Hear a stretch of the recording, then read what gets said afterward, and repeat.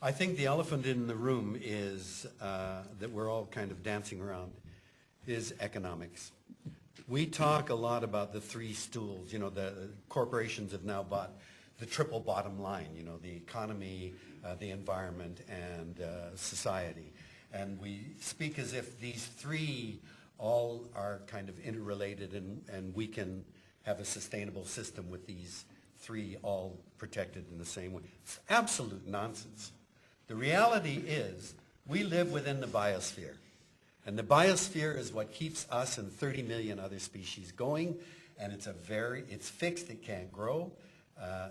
Carl Sagan used to tell us, if you reduce the Earth to the size of a basketball, the biosphere, the zone of air, water, and land where all life exists, would be thinner than a layer of varnish that you paint on it. And that's it.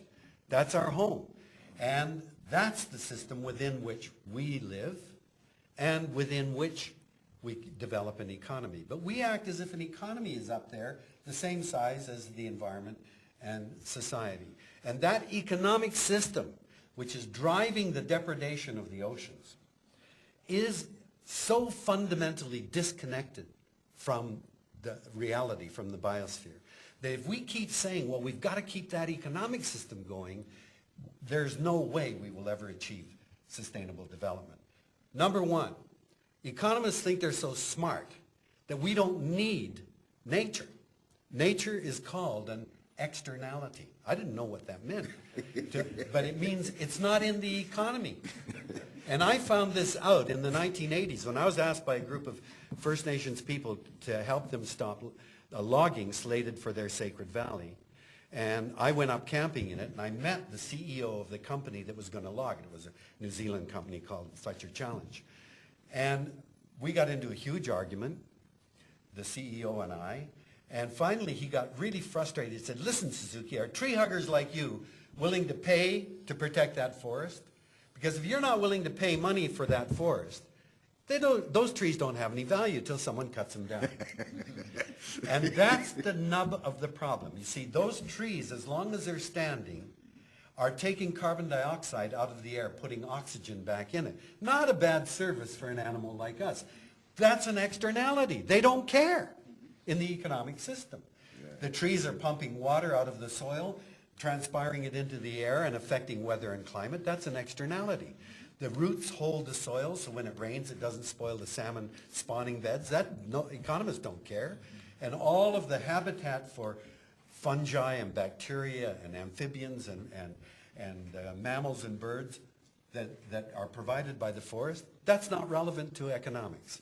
So the economic system itself is so fundamentally disconnected from the real world that in Canada, which is a northern country, in the middle of winter, I can buy an apple shipped all the way from New Zealand for 50 cents.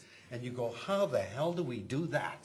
It's because we've externalized all of the real cost of growing those apples in New Zealand and shipping them all the way to Canada so we can eat them in winter. So that's, I think, a fundamental problem, that this economic system is fundamentally flawed. And then these bright guys in economics think, having disconnected the economy from the biosphere, the real world, that it can grow forever. And that surely is a sign of brain damage. If we live within a fixed, finite world, how can we have anything within it think that it could grow forever? And yet that's what economists think.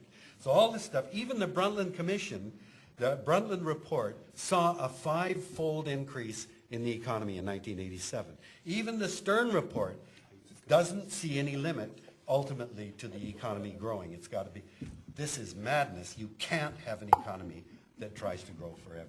We have questions coming already, Okay. David. You have apologies to the economists from my side of the table, but Okay. I was just trying to be a little provocative, that's all. Now the economists are coming. Thank you. I won't say that I'm an economist. I'm not. My name's Rebecca Munro. I work for the World Association of Girl Guides and Girl Scouts.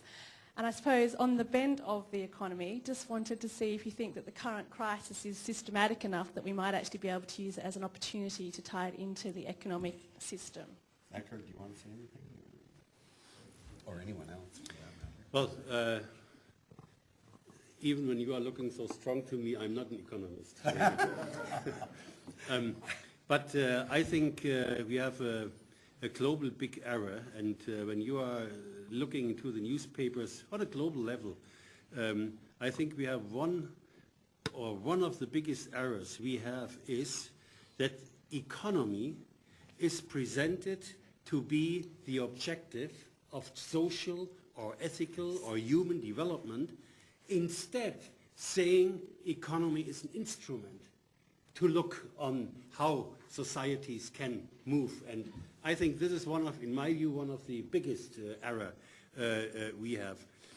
My hope is that after this crisis, the financial and economic crisis, there should be a shift rethinking those basics.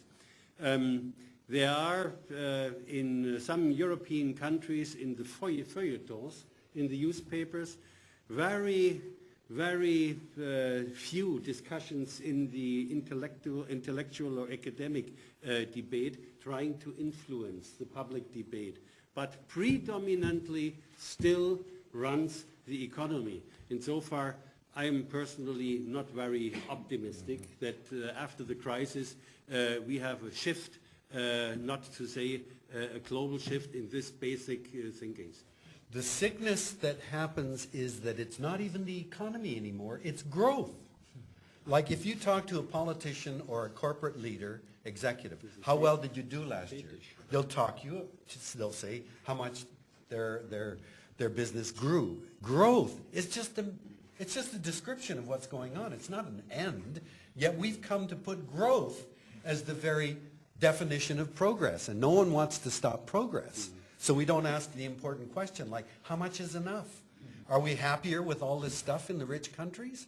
You know, to me, this whole growth fetish, as you say, is a very destructive thing.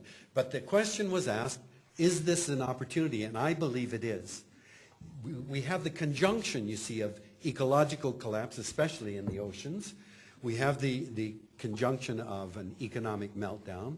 And of course, related to the economic meltdown is energy, and where that energy, a whole bunch of things come together.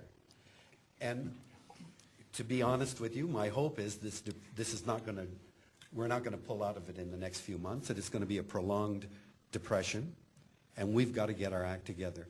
And so after, you know, as World War II was coming to an end, leaders realized, hey, how do we transform our economy that's burning white hot from a wartime economy to a peacetime economy? And that's when, you know, the Bretton Woods meeting took place, and the World Bank and the IMF and all that stuff took place. Well, that worked to get the European countries and Japan back up going.